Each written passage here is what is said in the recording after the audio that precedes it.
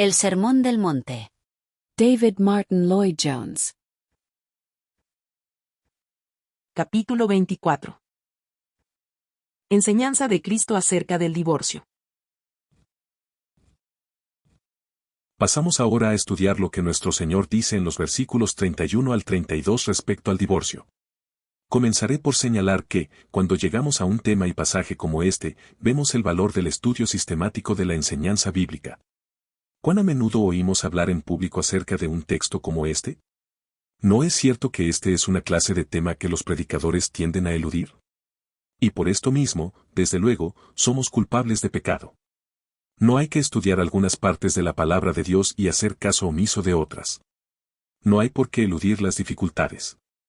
Estos versículos que vamos a analizar son tan parte de la palabra de Dios como cualesquiera otros que se hallen en la Escritura. Pero por no exponer la Biblia en forma sistemática, debido a nuestra tendencia a tomar textos fuera de su contexto y a escoger lo que nos interesa y agrada, y a hacer caso omiso del resto, nos hacemos culpables de una vida cristiana desequilibrada. Esto a su vez nos conduce, desde luego, a fracasos prácticos. Es muy bueno, por tanto, que estudiemos el Sermón del Monte de este modo sistemático, y por ello nos encontramos frente a esta afirmación. Por una razón u otra muchos comentaristas, aunque se han propuesto escribir un comentario del Sermón del Monte, pasan por alto este pasaje y no lo comentan. Se puede entender fácilmente por qué la gente tiende a eludir un tema como este, pero esto no los excusa. El Evangelio de Jesucristo afecta todos los aspectos de nuestra vida, y no tenemos derecho de decir que ninguna parte de nuestra vida está fuera de su alcance. Todo lo que necesitamos se nos enseña y con ello poseemos instrucciones acerca de todos los aspectos de nuestra vida. Pero al mismo tiempo, quienquiera que se haya tomado la molestia de leer acerca de este tema y las varias interpretaciones que se le dan se dará cuenta de que está lleno de dificultades. Muchas de estas dificultades, sin embargo, las han creado los hombres y se deben en último término a la enseñanza de la Iglesia Católica acerca del matrimonio como sacramento. Partiendo de esta posición, manipula las afirmaciones de la Escritura para que encaje con su teoría. Deberíamos dar gracias a Dios, sin embargo, de que no tenemos solamente nuestras ideas, sino que poseemos esta instrucción y enseñanza bien claras. Responsabilidad nuestra es examinarlo honradamente. Frente a estos versículos, recordemos una vez más los antecedentes o contexto de los mismos. Esta afirmación es una de las 6 que nuestro Señor hizo y que introdujo con la fórmula, oísteis, pero yo os digo. Forma parte de la sección del Sermón del Monte en la que nuestro Señor muestra la relación entre su reino y la enseñanza de la ley de Dios que fue dada a los hijos de Israel por medio de Moisés. Comenzó diciendo que no había venido a destruir la ley sino a cumplirla, es más, dice, hasta que pasen el cielo y la tierra, ni una jota ni una tilde pasará de la ley hasta que todo se haya cumplido. Luego viene lo siguiente, de manera que cualquiera que quebrante uno de estos mandamientos muy pequeños, y así enseña a los hombres, muy pequeño será llamado en el reino de los cielos, mas cualquiera que los haga y los enseñe, este será llamado grande en el reino de los cielos. Porque os digo que si vuestra justicia no fuere mayor que la de los escribas y fariseos, no entraréis en el reino de los cielos. Luego pasa a ofrecer su enseñanza a la luz de este contexto. Con esto presente, recordemos también que en estos 6 contrastes que nuestro Señor presenta, compara no la ley de Moisés, como tal, con su propia enseñanza, sino la interpretación falsa de esta ley por parte de los escribas y fariseos. Nuestro Señor desde luego que no dice que había venido a corregir la ley de Moisés, porque era la ley de Dios, que Dios mismo había dado a Moisés. No, el propósito de nuestro Señor era corregir la corrupción, la falsa interpretación de la ley que los escribas y fariseos enseñaban. Por lo tanto, honra la ley de Moisés y la explica en toda su plenitud y gloria. Esto, desde luego, es precisamente lo que hace respecto a la cuestión del divorcio. Quiere sobre todo denunciar públicamente la enseñanza falsa de los escribas y fariseos respecto a este importante asunto. La mejor forma de estudiar este tema es examinarlo bajo 3 aspectos. Ante todo debemos tener una idea clara en cuanto a lo que la ley de Moisés enseñaba realmente acerca de este asunto. Luego debemos saber qué enseñaban los escribas y fariseos. Finalmente debemos examinar lo que nuestro Señor mismo enseña. Primero, pues, ¿qué enseñaba realmente la ley de Moisés respecto a este problema? La respuesta se encuentra en Deuteronomio 24, sobre todo en los versículos del 1 al 4. En Mateo 19 nuestro Señor vuelve a referirse a esa enseñanza y en un sentido nos da un resumen perfecto de la misma, pero conviene que consideremos la afirmación original. Suele haber mucha confusión en cuanto a esto. Lo primero que hay que advertir es que en la antigua dispensación mosaica no se menciona la palabra adulterio en relación con el divorcio, ya que en la ley de Moisés el castigo del adulterio era la muerte. Quienquiera que bajo esa ley antigua era considerado culpable de adulterio era lapidado hasta que muriera, de modo que no era necesario mencionarlo.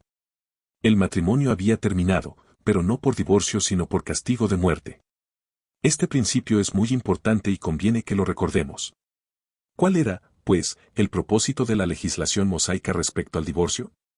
Se encuentra de inmediato la respuesta, no solo cuando se lee Deuteronomio 24, sino sobre todo al leer lo que dice nuestro Señor acerca de esa legislación.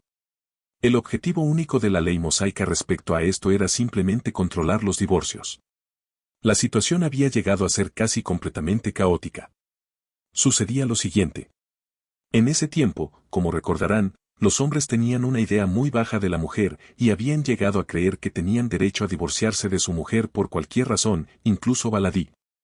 Si un hombre, por la razón que fuera, quería librarse de su esposa, lo hacía.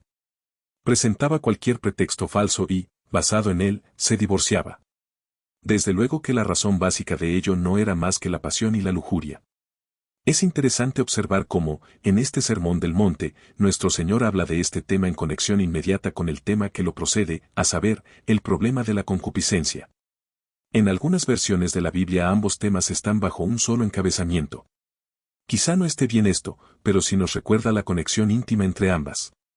La legislación mosaica, por tanto, se introdujo para regular y controlar una situación que no solo se había convertido en caótica, sino que era injusta para la mujer, y que, además, conducía a sufrimientos inimaginables e inacabables tanto en las mujeres como en los niños. Establecía principalmente tres grandes principios. El primero era que limitaba el divorcio a ciertas causas. En adelante solo había de permitirse cuando se descubría en la mujer algún defecto físico o moral, natural. Se prohibían todas las excusas que los hombres habían utilizado hasta entonces. Antes de obtener el divorcio el hombre tenía que demostrar que había una causa muy especial, incluida bajo el título de impureza. No solo tenía que demostrar esto, sino que tenía que hacerlo frente a dos testigos. Por tanto la legislación mosaica, lejos de justificar el divorcio, lo limitaba. Descartaba todas las razones baladíes, superficiales e injustas, restringiéndolas a una sola. Lo segundo que establecía era que, el hombre que se divorciaba de este modo de su mujer tenía que darle carta de divorcio. Antes de la ley mosaica, el hombre podía decir que ya no deseaba a su mujer y arrojarla de la casa, y ahí quedaba, a merced del mundo. Se la podía acusar de infidelidad o adulterio y por ello podía lapidársela hasta morir. Por tanto, a fin de proteger a la mujer, esta legislación exigía que se le diera carta de divorcio en la que se dijera que había sido repudiada, no por infidelidad, sino por una de las razones admisibles y que había sido descubierta. Era para protegerla, y la carta de divorcio se le entregaba en presencia de dos testigos a los que siempre podía recurrir en caso de necesidad. El divorcio fue formalizado con la idea de fijar en la mente de la gente que era un paso solemne y no algo que había que hacer a la ligera en un momento de pasión cuando el hombre descubría de repente que no le gustaba a su esposa y quería librarse de ella. De este modo se ponía de relieve lo serio del matrimonio. El tercer principio de la ley mosaica fue significativo, a saber, que el hombre que se divorciaba de su mujer y le daba carta de divorcio no podía volver a casarse con ella. La situación era la siguiente. Un hombre se ha divorciado de su mujer y le ha dado carta de divorcio. En este caso la mujer puede volver a casarse con otro hombre. Ahora bien, el segundo esposo también puede darle carta de divorcio. Sí, dice la ley de Moisés, pero si esto sucede y puede volver a casarse, no debe casarse con el primer esposo. La intención de esta norma es la misma, hacer que la gente comprenda que el matrimonio no es algo que se puede contraer y disolver a la ligera. Le dice al primer esposo que, si le da a la esposa carta de divorcio, va a ser algo definitivo. Cuando lo vemos así, podemos darnos cuenta de inmediato que la antigua legislación mosaica está muy lejos de ser lo que pensábamos, y sobre todo de lo que los escribas y fariseos enseñaban que era. Su objetivo era introducir cierto orden en una situación que se había vuelto del todo caótica. Esta fue la característica de todos los detalles de la legislación mosaica. Tomemos por ejemplo la cuestión del ojo por ojo y diente por diente. La legislación mosaica lo estableció. Sí, pero ¿cuál fue el propósito? No fue decir a la gente que si uno le sacaba un ojo a otro, la víctima podía hacerle lo mismo. No, el propósito fue decirles, no pueden matar a alguien por esa ofensa, es solo un ojo por un ojo, y si alguien le hace saltar un diente a otro, la víctima solo puede hacerle saltar un diente a aquel. Es poner orden en medio del caos, limitar las consecuencias y legislar para una situación especial. La ley respecto al divorcio tuvo exactamente el mismo propósito. Luego debemos examinar la enseñanza de los escribas y fariseos porque, como hemos visto, nuestro Señor se refirió sobre todo a ella. Decían que la ley de Moisés mandaba, es más apremiada, al hombre que se divorciara de su mujer en ciertas circunstancias. Claro que nunca dijo cosa semejante. La ley de Moisés nunca mandó a nadie que se divorciara de su mujer, lo que hizo fue decir al hombre, si quieres divorciarte de tu mujer puedes hacerlo solo bajo estas condiciones. Pero los escribas y fariseos, como nuestro Señor dice bien claramente en Mateo 24 cuando habla del mismo tema, enseñaban que Moisés mandó el divorcio. Y, desde luego, el paso siguiente era que exigían el divorcio e insistían en el derecho de hacerlo, por toda clase de razones inadecuadas. Tomaban esa antigua legislación mosaica respecto a esta cuestión de impureza y tenían su propia interpretación en cuanto a lo que significaba. De hecho enseñaban que, si un hombre ya no quería a su mujer, o por cualquier razón ya no le satisfacía, eso, en un sentido, era impureza. Cuán típico es esto de la enseñanza de los escribas y fariseos y de su método de interpretar la ley. Pero en realidad eludían la ley tanto en principio como en la letra. La consecuencia fue que en tiempo de nuestro Señor se volvían a cometer terribles injusticias con las mujeres que eran repudiadas por las razones más indignas y baladíes. Solo un factor les interesaba a esos hombres, y era el legal, de dar carta de divorcio. Eran muy meticulosos en eso, como en todos los detalles legales. No decían, sin embargo, que se divorciaban de la mujer. Esto no tenía importancia. Lo que importaba sobre todo era que se le diera carta de divorcio. Nuestro Señor lo expresa así, también fue dicho, esto es lo que habían estado diciendo los escribas y fariseos. ¿Qué es lo importante para cualquiera que repudia a su mujer? Dele carta de divorcio. Bien, desde luego que eso es importante, y la ley de Moisés lo exigía. Pero no es esto lo importante, ni lo que hay que poner de relieve. Sin embargo, para los escribas y fariseos era lo básico y, con ello, no habían visto el verdadero significado del matrimonio. No habían acertado a examinar todo el problema del divorcio y la razón para el mismo en una forma genuina, justa y adecuada. Hasta tal punto los escribas y fariseos habían llegado a pervertir la enseñanza mosaica. La eludían con interpretaciones hábiles y contradicciones que le habían agregado. El resultado fue que se había ocultado y debilitado por completo el objetivo final de la legislación mosaica. Esto nos conduce al tercer y último paso, que es el más importante. ¿Qué dice nuestro Señor acerca de ello? Pero yo os digo que el que repudia a su mujer, a no ser por causa de fornicación, hace que ella adultere, y el que se casa con la repudiada, comete adulterio. La afirmación de Mateo 19. Versos del 3 al 9 es muy importante y útil en la interpretación de esta enseñanza, porque es una explicación más completa de lo que dice nuestro Señor en el Sermón del Monte en una forma más concisa. Los escribas y fariseos le dijeron, con la intención de confundirlo, ¿es lícito al hombre repudiar a su mujer por cualquier causa? De hecho, al preguntar esto se ponían al descubierto porque ellos mismos lo autorizaban. Esta es la respuesta de nuestro Señor. Lo primero que subraya es la santidad del matrimonio. El que repudia a su mujer, a no ser por causa de fornicación. Adviertan que va más allá que la ley de Moisés para remontarse a la ley que Dios había promulgado al comienzo. Cuando Dios creó a la mujer para que fuera ayuda para el hombre así lo dijo. Afirmó, serán una sola carne. Por tanto, lo que Dios juntó, no lo separe el hombre. El matrimonio no es un contrato civil, ni un sacramento, el matrimonio es algo dentro de lo cual estas dos personas se convierten en una sola carne. Hay algo indisoluble en él, y nuestro Señor se remonta a ese principio. Cuando Dios hizo a la mujer para el hombre esa fue su intención, eso fue lo que indicó, y esto fue lo que ordenó. La ley que Dios estableció fue que el hombre dejara a su padre y a su madre y se uniera a su esposa para convertirse en una sola carne. Ha ocurrido algo nuevo y distinto, ciertos vínculos se han roto y se ha formado ese vínculo nuevo. Este aspecto de una carne es muy importante. Verán que es un tema que siempre aparece cuantas veces la Escritura trata de este asunto. Se encuentra en 1 Corintios 6, donde Pablo dice que lo terrible en la fornicación es que el hombre se hace una sola carne con una prostituta, enseñanza importante y solemne. Nuestro Señor parte de esta base. Se remonta al comienzo, a la idea original de Dios acerca del matrimonio. Si esto es así, preguntará alguien, ¿cómo se explica la ley de Moisés? Si así concibe Dios el matrimonio, ¿por qué permitió el divorcio en las circunstancias que hemos visto? Nuestro Señor respondió a esta pregunta diciendo que, debido a la dureza de corazón de esas gentes, Dios hizo una concesión, por así decirlo. No abrogó su primera ley respecto al matrimonio. No, introdujo una legislación provisional debido a las circunstancias prevalentes. Dios quiso controlar la situación. Es lo mismo que vimos ocurrió respecto al ojo por ojo y diente por diente. Fue una innovación tremenda en ese tiempo, pero en realidad por medio de ello Dios iba conduciendo otra vez a su pueblo en la dirección de su mandato original. Por la dureza de vuestro corazón, dice nuestro Señor, Moisés os permitió repudiar a vuestras mujeres.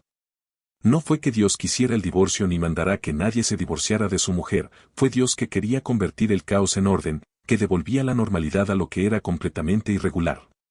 Debemos tener muy presente en estos asuntos el objetivo y la intención originales de Dios respecto al estado matrimonial, una carne, indisolubilidad y la unión que ello representa. El primer principio nos conduce al segundo, que es que Dios nunca en ninguna parte mandó a nadie que se divorciara. Los escribas y fariseos daban a entender que esto indicaba la ley de Moisés. Sí, ciertamente que les mandó que dieran carta de divorcio si se divorciaban. Pero esto no es mandar que se divorcien. La idea que enseña la palabra de Dios es no solo la de la indisolubilidad del matrimonio, sino la del amor y perdón. Debemos descartar este enfoque legalista que le hace decir al hombre, ha arruinado mi vida, debo divorciarme de ella. Como pecadores indignos todos hemos recibido perdón de Dios, y esto debe dirigir nuestra idea de todo lo que nos sucede respecto a otras personas, y sobre todo en la relación matrimonial.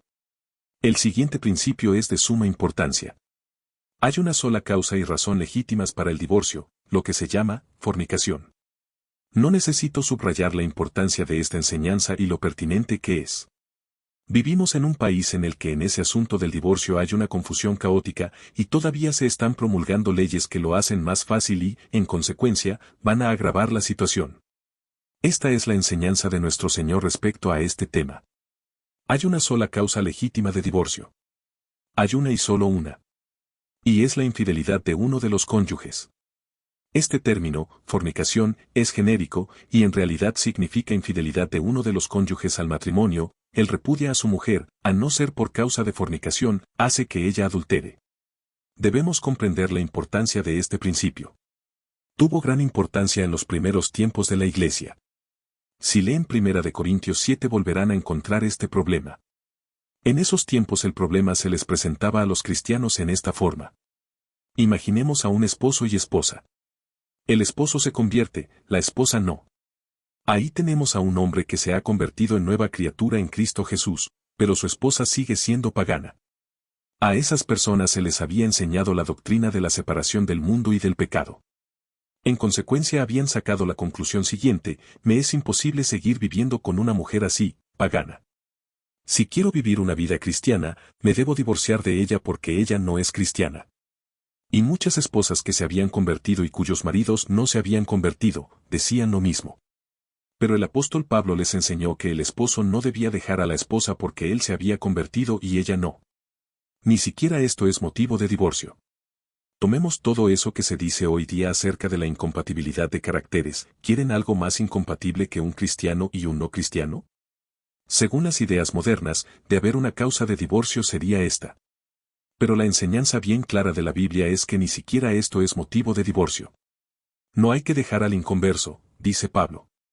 La esposa que se ha convertido y tiene un esposo inconverso santifica al esposo. No hay que preocuparse por los hijos, si uno de los cónyuges es cristiano, tienen el privilegio de la educación cristiana dentro de la vida de la Iglesia. Esta argumentación es sumamente vital e importante. Es la forma de dejarnos grabado este gran principio que nuestro Señor mismo establece.